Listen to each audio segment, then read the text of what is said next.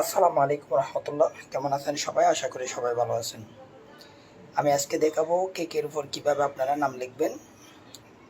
আমি কিভাবে লিখি।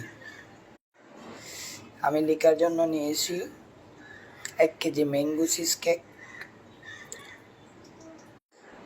এখন আমি কেকের উপর দাগ দেওয়ার জন্য ট্রান্সপারেন্ট পেপার নিয়েছি। এই পেপারটা নিয়েছি হলো আপনার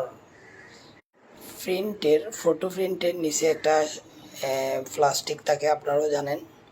ওইটা ব্যবহার করতেছি। আমি মনে করতেছি এটার থেকে চিকন আমার কাছে আর কোনো কিছু নাই।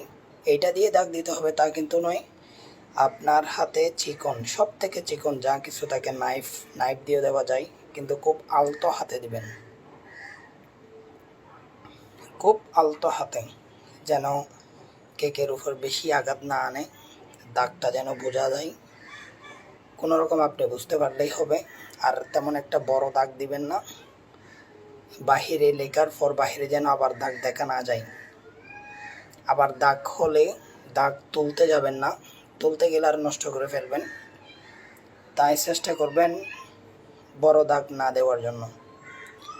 আমি এই শীটটা ব্যবহার করি কারণ মন মতো করে কেটে নেওয়া যায়। আমার যতটুকু দরকার আমি ততটুকু কেটে নিই, সেজন্য আমি এই শীটটা ব্যবহার করি। বা নাইফ দিয়ে দিলে ছোট করে দিবেন।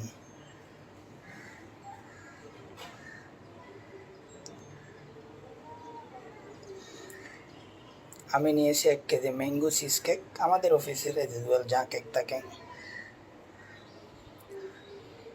লেখা ছিল হ্যাপি বার্থডে,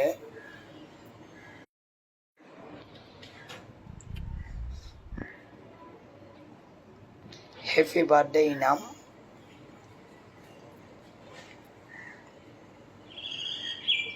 খুব আস্তে, আপনারা দেখতেই পাচ্ছেন, খুব আস্তে লিখি।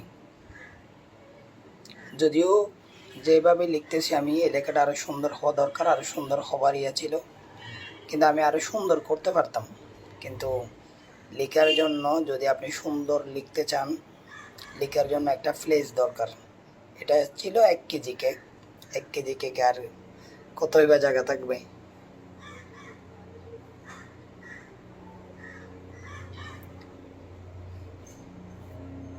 হ্যাপি বার্থডে ইনাম।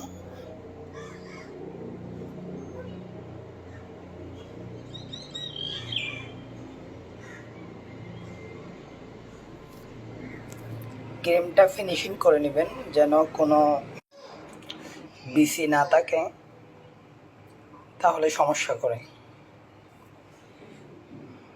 দেখতে পাচ্ছেন আমি কিভাবে লিখেছি, কি দিয়ে দাগ দিয়েছি আর কতটুকু দাগ দিয়েছি।